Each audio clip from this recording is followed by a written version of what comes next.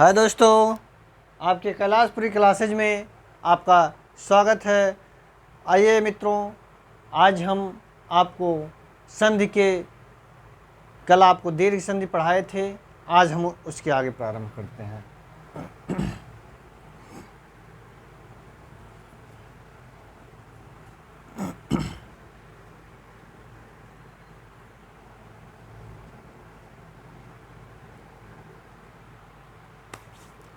आज आपको गुण संधि के बारे में बताएंगे। गुण संधि क्या है, इसके पहचानने के क्या क्या नियम हैं। हेडिंग क्या है आपकी? गुण संधि। गुण संधि की परिभाषा है यदि आ या आ के बाद, ठीक, बड़ा के बाद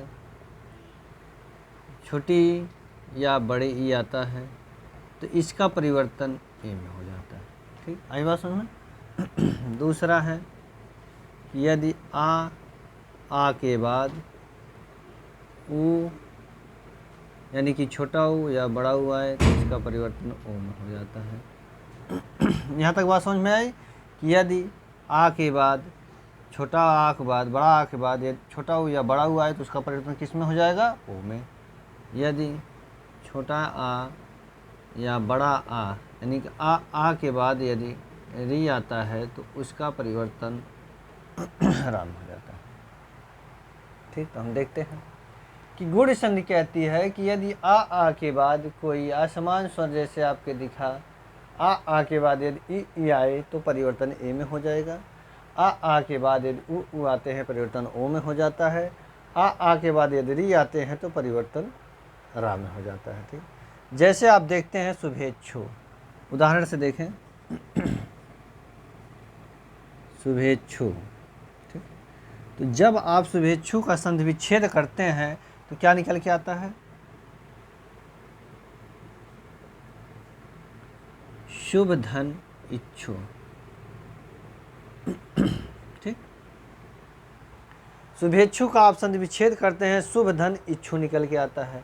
आप देखेंगे कि भा के साथ आ का उच्चारण हो रहा है और ई के छोटी ई का उच्चारण हो रहा है। तो यदि आ या आ के बाद ई या ई आता है तो उच्चारण क्या होगा? ए का। यही बताया हमने। तो आप देखेंगे कि यह ए जो है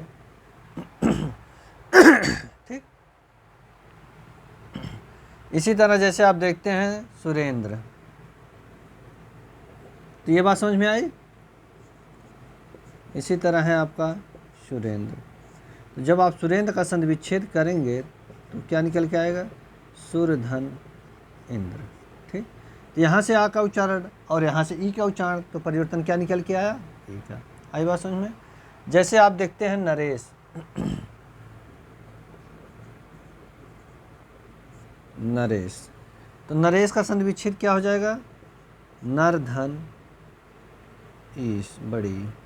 ठीक, तो यहाँ से आपका आ का उच्चारण हो रहा है, यहाँ से आपका बड़ी का उच्चारण हो रहा है, तो यह परिवर्तन किस में हो गया? ए में। देखिए ये दिख रहा है आपको। आई बात समझ में। इसी तरह जैसे आप देखते हैं देवेश, तो देवेश का संधि विच्छेद क्या होगा? देवेश, तो क्या हो जाएगा? देवधन ईश। क्या हो गया? देवेश। जैसे फिर आप देखते हैं, कोई उदाहरण देखें आप, जैसे आपका होता है राकेश या राकेश,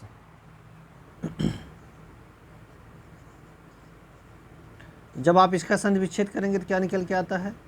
राक धन ईश। तो यहाँ से छोटा आ का उच्चारण, यहाँ से बड़ी का उच्चारण मिलके क्या परिवर्तन करेंगे? सॉरी, यहाँ राक नहीं होगा, राका होगा। राका धन ईश। तो यहाँ से बड़ा का परिवर्तन, यहाँ से बड़ी का परिवर्तन। जब बड़ा आ के साथ बड़ी ई मिलती है तो परिवर्तन किस में होगा? हमेशा ए में होगा। ठीक, इसी तरह जैसे आप देखते हैं सर्वोत्तम, क्या है? सर्वोत्तम। ठीक, तो जब आप सर्वोत्तम का संधि विच्छेद करेंगे तो क्या निकल के आता है? सर्व प्लस उत्तम। ठीक, यहाँ से आ का उच्चारण, यहाँ से ऊ का उच्चारण, तो क्या निकल के आया? आ प्लस ऊ से ओ का परिवर्तन। आई बात समझ में? फिर जैसे लिखते हैं हितोपदेश, हितोपदेश। ठीक, क्या है? हित प्लस हित प्लस उपदेश। आई बात समझ में? हितोपदेश, हित प्लस उपदेश।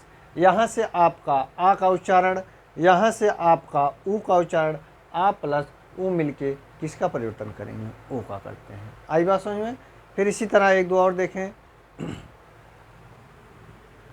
परोपकार,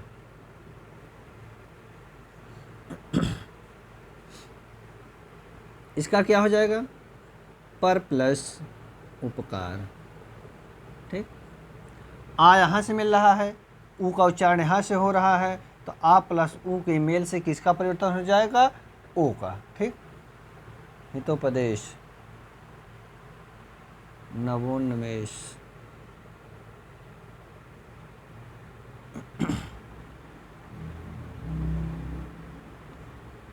एक शब्द आप देख रहे हैं, क्या लिखा है? नवोन्मेष। जब आप नवोन्मेष का संधि विच्छेद करते हैं तो क्या निकल के आता है? नव प्लस उन्मेष।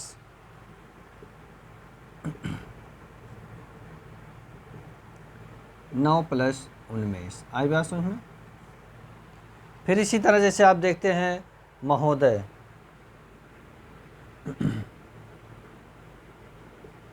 महोदय। ठीक, तो महाधन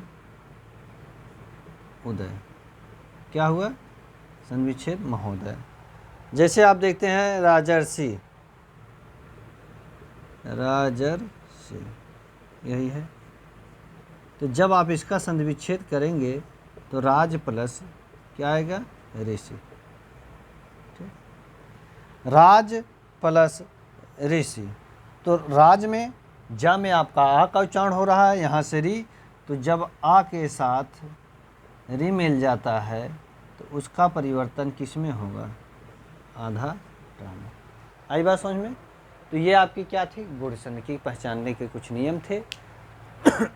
ये उनके उदाहरण है। एक दो और देख लें। गंगोदक जैसे है, गंगोदक। ठीक, गंगोदक का संधि विच्छेद क्या होगा? गंग प्लस उदक यदि करते हैं तो क्या निकल के आएगा आपका?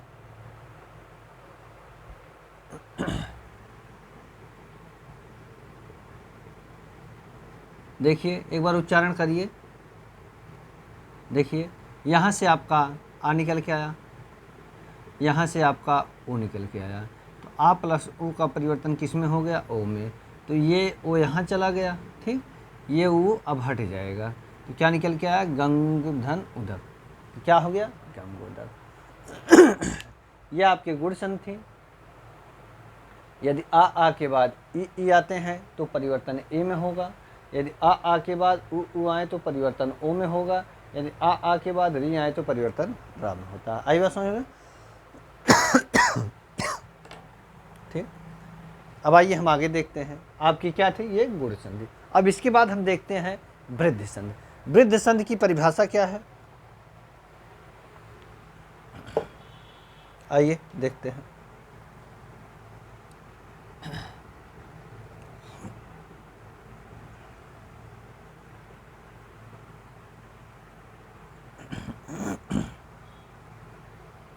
आइए हेडिंग डालते हैं हम, अयादि संधि। क्या है? अयादि संधि।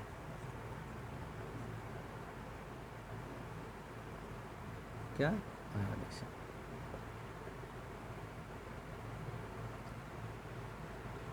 इसमें है कि यदि आ या आ के बाद, ठीक, यदि आ या आ के बाद क्या है कि यदि ए आए या अय आता है तो परिवर्तन किस में होता है? अय में होता है। जैसे ए आए या अय आए तो परिवर्तन हमेशा आपका अय में होगा। इसी तरह आ के छोटा आया बड़ा आ के बाद ओ आए या आओ आए, ठीक। तो परिवर्तन हमेशा आपका आओ में है, ठीक। दो शब्द जो निकलेंगे संधि विच्छेद करते समय, पहले शब्द के अंत में या आ दिखे या आ दिखे, दूसरे शब्द के पहले वर्ड में यदि ए या ए दिखे तो परिवर्तन हमेशा आ में होगा। इसी तरह ओ या औ दिखे लास्ट वाले शब्द के पहले वर्ड में तो परिवर्तन औ का होता है। जैसे आप देखते हैं एक एक, क्या है एक एक, ठीक। जब आप इसका संधि विच्छेद करते हैं तो क्या निकल के आता है, एक धन एक। क्या हो गया, एक धन एक, क्या निकल के आया, एक एक। इसी तरह जैसे आप देखते हैं लोकैसड़ा, लोकैसड़ा, तो जब आप इसका संधि विच्छेद करते हैं तो क्या निकल के आता है, लोक प्लस एसड़ा। क्या हो गया कि लोक प्लस एसड़ा, ठीक। तो आप देखेंगे कि यहाँ से आ का उच्चारण हो रहा है, यहाँ से ए का उच्चारण हो रहा है। आ प्लस ए मिलकर किसका परिवर्तन करेंगे, ए का, ठीक। देखिए यहाँ भी आपका ए दिख रहा है बीच में, यहाँ भी ए दिख रहा है। इसी तरह जैसे आप देखते हैं सदैव, क्या है सदैव, क्या निकल के आएगा, सदा धन एवं, ठीक। तो यहाँ भी आप देख रहे हैं कि यहाँ बड़ा आ है, बड़ा आ के बाद ए है, तो बड़ा आ के बाद जब ए आता है तो आ प्लस ए का परिवर्तन किस में हो जाएगा, ए में। जैसे तथैव, इसी तरह आप देख लें तथैव, तो क्या है तथा धन एवं। तो यहाँ से आपका बड़ा आ है, यहाँ से आपका ए है, तो आ प्लस ए का परिवर्तन किस में हो जाता है मित्रों, ए में हो जाता है। ये बात समझ में आई। अब हम देखते हैं आ प्लस ओ या औ के मेल से जो परिवर्तन होता है। जैसे आप लिखते हैं महोजस्वी, महोजस्वी, तो महोजस्वी का जब आप संधि विच्छेद करेंगे तो महाधन ओजस्वी, क्या निकल के आता है, महाधन ओजस्वी, महाधन ओजस्वी, ठीक। मार्कर हल्का चल रहा है। तो आप देखेंगे कि यहाँ से आपका बड़ा, यहाँ से आप देखेंगे ओ, तो यहाँ आपको हमने रूल में बताया कि जब आ के बाद ओ आता है तो परिवर्तन किस में हो जाएगा, आओ में। तो मार्कर डाउन चल रहा है, क्या बात है, ठीक। तो जैसे आपके परिभाषा क्या हमने बताया कि जब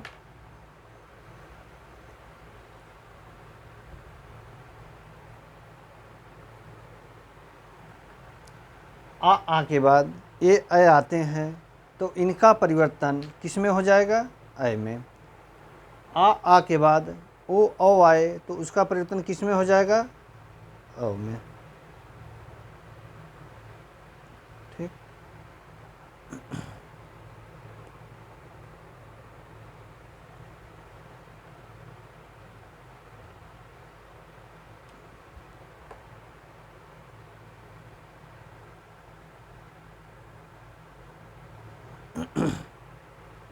देख रहे हैं मार्कर की स्याही। तो आइए देखते हैं, जैसे आपका महोजस्वी हुआ, ठीक। अगला उदाहरण देखें, जैसे आपका लिखा है वनौषध, क्या है, वनौषध, ठीक। तो जब आप वनौषध का संधि विच्छेद करेंगे तो क्या निकल के आएगा, वनौषध, तो क्या हो जाएगा, वन प्लस औषध, ठीक, वन प्लस औषध, ठीक, ठीक। तो वनौषध, वन प्लस औषध क्या हो गया, वनौषध। तो जब आप देखेंगे कि यहाँ से आपका आ का उच्चारण हो रहा है, यहाँ से आपका औ का हो जा रहा है। इसी तरह जैसे आप लिखते हैं महौषध, महौषध। ठीक,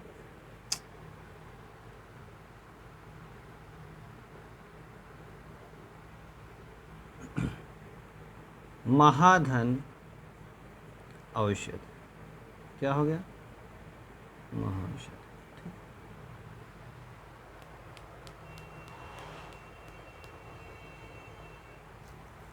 इसी तरह दोस्तों जैसे आप लिखते हैं कि अब क्या है? महौषध। तो महाधन औषध, यहाँ पे क्या है? बड़ा आ है, यहाँ पे क्या है? औ है। तो आ प्लस औ के मेल से किसका परिवर्तन होगा? औ का होता है। आई बात समझ में? इसी तरह जैसे आप देखते हैं परमौषध, परमधन औषध है।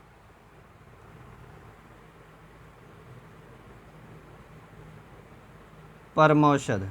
ठीक, तो क्या हो जाएगा? परमधन औषध। आई बात समझ में? परमौषध, तो क्या हो गया? परमधन औषध। आई बात समझ में? तो ये आपके अयादि संधि के पहचानने के नियम है, ये आपके अयादि संधि की कुछ उदाहरण है। आई बात समझ में? अब हम इसके बाद पढ़ते हैं यड़ संधि।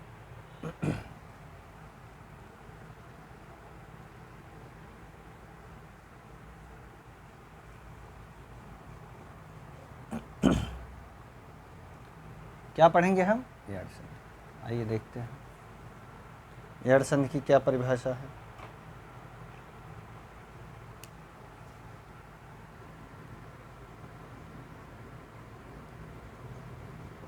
क्या है यड़ संधि? यड़ संधि की परिभाषा बताते हैं कि यदि ई के बाद आसमान स्वर आए, ऊ के बाद आसमान स्वर आए, रे के बाद आसमान स्वर आए।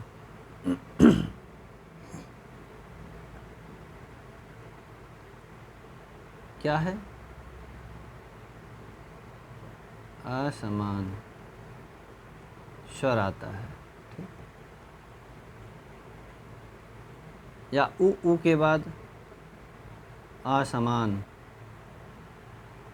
असमान नहीं असमान, असमान स्वर आए। ठीक, यदि ई के बाद असमान स्वर आए या ऊ के बाद असमान स्वर आए मित्रों, ठीक, और री के बाद यदि कोई असमान स्वर आए। ठीक, ठीक, तो आप देखेंगे कि ई का परिवर्तन या हो जाता है और ऊ का परिवर्तन वाह हो जाएगा और ई का परिवर्तन रा हो जाता है। आई बात समझ में? यदि ई के बाद कोई असमान स्वर आए या ऊ के बाद कोई असमान स्वर आए और री के बाद कोई असमान स्वर आता है तो ई का परिवर्तन आधा या, ऊ का परिवर्तन आधा वा और री का परिवर्तन आधा रा हो जाता है। आई बात समझ में? आइए हम उदाहरण के रूप में जैसे देखते हैं यद्यपि। क्या है? यद्यपि। ठीक, तो क्या लिखा है? यद्यपि। जब आप इसका संधि विच्छेद करेंगे क्या निकल के आएगा? यदि धन अप। ठीक, ध्यान दीजिएगा, यहाँ आप देखेंगे क्या है?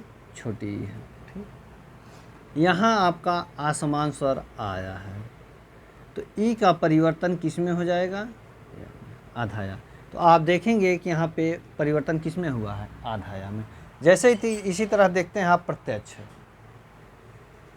क्या है? प्रत्यक्ष। तो जब आप प्रत्यक्ष का संधि विच्छेद करेंगे तो क्या निकल के आता है? प्रति धन क्या हो जाएगा? अच्छ। तो क्या लिखेंगे यहाँ? प्रति धन अच्छ। ठीक, यही तो आएगा।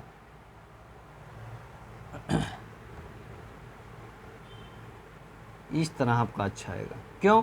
क्योंकि आप देख रहे हैं कि यहाँ पे इस तरह लिखा गया है तो आने वाला वर्ण भी इसी तरह होना चाहिए।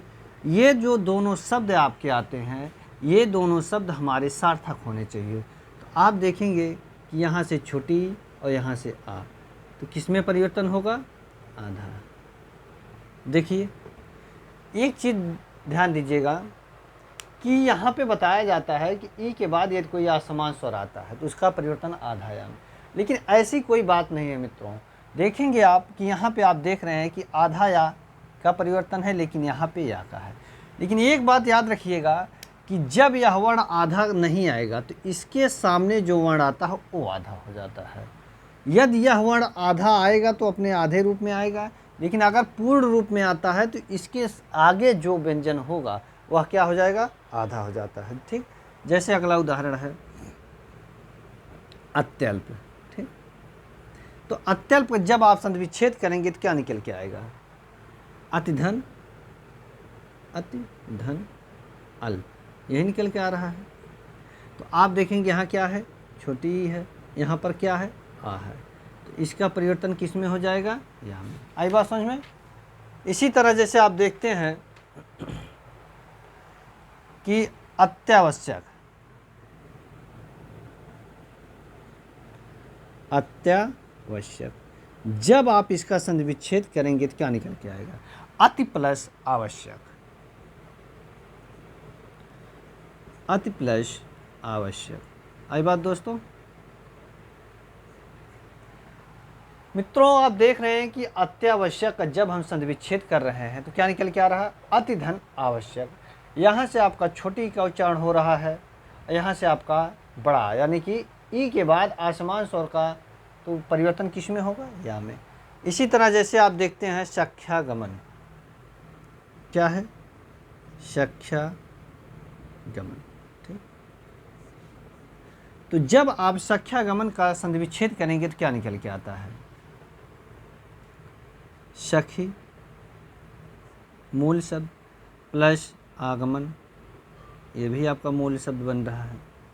तो आप देखेंगे कि यहाँ से बड़ी की उच्चारण, यहाँ से आपका आ का उच्चारण।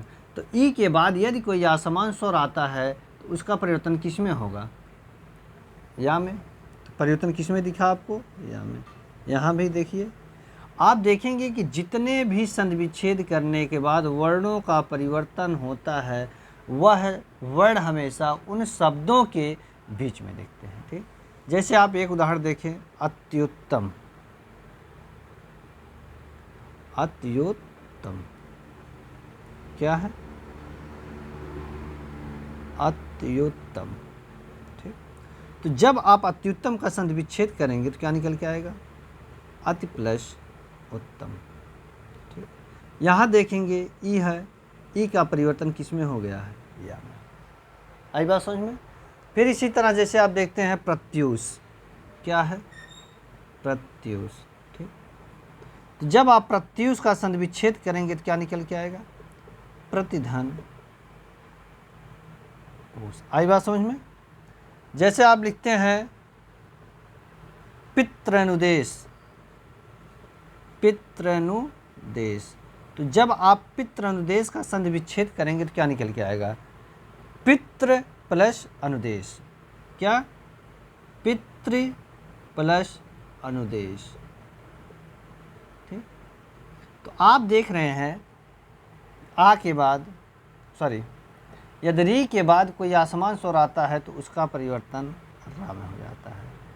यहाँ से आपका री का उच्चारण हो रहा है, यहाँ से आपका असमान स्वर के रूप में आया है। ठीक, इसी तरह जैसे आप देख लें स्वल्प, क्या है, स्वल्प। तो स्वल्प का जब संधि विच्छेद करेंगे तो सुधन अल्प, क्या हो गया, स्वल्प। तो सु यानी कि ऊ के बाद यदि कोई असमान स्वर आता है तो ऊ का परिवर्तन। आई बात समझ में। इस तरह आपकी क्या थी, यण संधि। यहाँ तक मित्रों समझ में आई बात। अब हम अगले अगले संधि की तरफ चलते हैं। ठीक, इसके बाद देखेंगे आपकी क्या आएगी, अयादि संधि।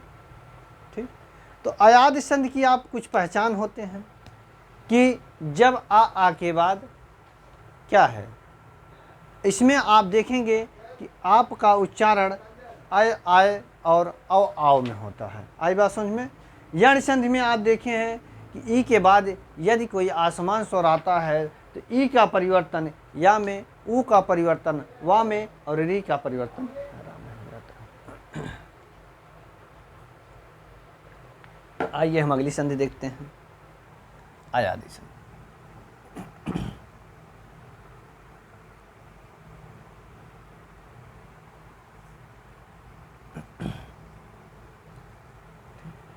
क्या है हमारी आयादेशन।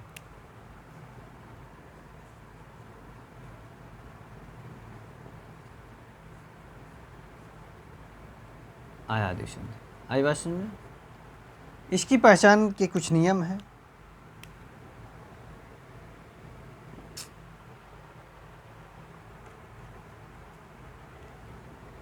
ए ए ओ ओ औ, ठीक के बाद यदि कोई असमान स्वर आता है, ध्यान दीजिएगा, ठीक।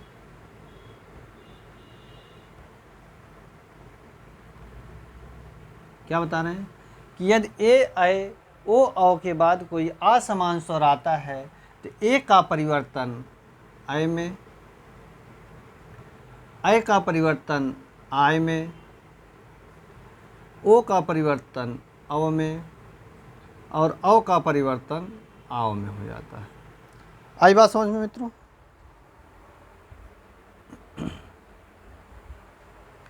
कि जब ए के बाद असमान स्वर आएगा तो परिवर्तन आय में होगा, ऐ के बाद कोई असमान स्वर आएगा तो परिवर्तन आय में होगा, ओ के बाद यदि कोई असमान स्वर आता है तो परिवर्तन औ में होगा, औ के बाद यदि कोई असमान स्वर आता है परिवर्तन आव में होगा। जैसे आप देखते हैं नयन, ठीक। तो जब आप नयन का संधि विच्छेद करेंगे तो क्या निकल के आएगा, ने धन अन। आई बात समझ में। तो आप देखेंगे यहाँ से क्या है, ए का परिवर्तन हो रहा है, ए के बाद आने वाला असमान स्वर आ है तो ए का परिवर्तन किस में हो जाएगा, ऐ में। यहाँ से आप देखेंगे कि जब आप नयन लिखते हैं तो ना के बाद आ के बाद या के बाद आ के बाद ना के बाद आ, इतने वर्णों का आप वर्ण विच्छेद हो रहा है इसमें। तो जब आप देखेंगे कि नयन ए प्लस आ, तो आप देखेंगे कि जब ए के बाद आसमान स्वर आ रहा है तो ए का परिवर्तन ऐ में हो जा रहा है, ठीक। ध्यान दीजिएगा। तो यहाँ आप देखेंगे कि ये आय तो क्या हुआ, आय हो गया, ठीक। तो आप देखेंगे कि ना धनिया धन्ना, तो आप देखेंगे कि यह जो आय है, ठीक, ये अपने ए के स्थान पर रूप ले लेगा।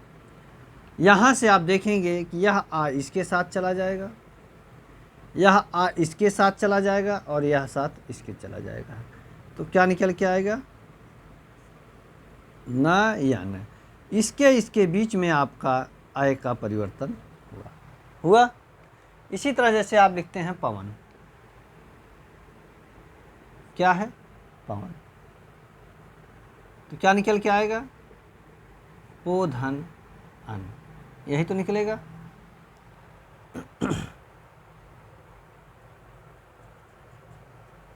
क्या है पवन, पो धन अन, ठीक। अब देखेंगे कि यहाँ से आपका ओ निकल के आ रहा है और यहाँ से आपका असमान स्वर आ निकल के आ रहा है। यदि ओ के बाद कोई असमान स्वर निकल के आता है तो परिवर्तन किस में होगा, औ में। यहाँ देखिए आपका औ का परिवर्तन हो रहा है। आई बात समझ में। नयन हो गया, पवन हो गया। इसी तरह जैसे आप लिखते हैं पावन, क्या है पावन, तो जब आप पावन का संधि विच्छेद करेंगे तो यह जो है पौ धन अन होगा। क्या है पौ धन अन। तो मित्रों आप देखते हैं कि यहाँ से आपका औ का उच्चारण हो रहा है, यहाँ से आपका आ का उच्चारण हो रहा है। यदि औ के बाद कोई असमान स्वर आता है तो औ का परिवर्तन किस में हो जाएगा, आव में। आपको बताया गया है। तो आप देखेंगे यहाँ से जो निकल के आ रहा है यह शब्द आव निकल के आ रहा है। इसी तरह जैसे आप देखते हैं एक शब्द आपका है भाव, क्या है भाव। तो जब आप भाव का संधि विच्छेद करेंगे तो क्या निकल के आएगा, भाव धन उ। यहाँ से आपका अव है, यहाँ से आपका उ है, ठीक। तो भाव धन उक औ का परिवर्तन किस में हो जा रहा है? आओ में। तो क्या हो जाएगा? भाव। आई बात समझ में? सॉरी, ये मैंने गलत लिख दिया। क्या हो गया? भाव। भाव धन उक। तो आ का परिवर्तन किस में, औ का परिवर्तन किस में हो गया? आओ में। आई बात समझ में? इसी तरह आप लिखेंगे जैसे पवित्र। क्या है? पवित्र। ठीक मित्रों, ध्यान दीजिएगा, पवित्र का जब आप संधि विच्छेद करेंगे तो क्या निकल के आता है? पवित्र। पो प्लस इत्र। क्या है? पो प्लस इत्र। ठीक, तो ओ का परिवर्तन किस में हो जाएगा? अव में। ठीक, तो पो प्लस इत्र तो पवित्र। ठीक, यहाँ से आप देखेंगे पा धन सॉरी पो धन इत्र, यहाँ से आपका ओ के बाद यदि कोई असमान स्वर आता है तो सिर्फ आप देखेंगे कि इसका परिवर्तन, ठीक, ओ का परिवर्तन सिर्फ किस में हो जाएगा? आओ में, ना कि इसके बाद जो आने वाले स्वर होंगे उनका भी परिवर्तन होगा। सिर्फ बात हो रही कि इसके बाद यदि कोई असमान स्वर आता है तो उसका परिवर्तन किस में हो जाएगा? अव में। यदि अ के बाद कोई असमान स्वर आता है तो सिर्फ, ना कि इस स्वर का परिवर्तन, सिर्फ आप देखेंगे जो परिवर्तन हो रहा है इस संधि में आपके ए ऐ ओ और औ का, आप देखेंगे कि यहाँ पर ई आई है लेकिन यह ई अपने मात्रिक रूप में आई है। सिर्फ परिवर्तन हमारे ओ के साथ होता है। आई बात समझ में? तो मित्रों, आज आपकी स्वर संधि समाप्त होती है। कल आपको व्यंजन संधि पढ़ाएंगे। व्यंजन के बाद फिर आपको विसर्ग संधि पढ़ाई जाएगी।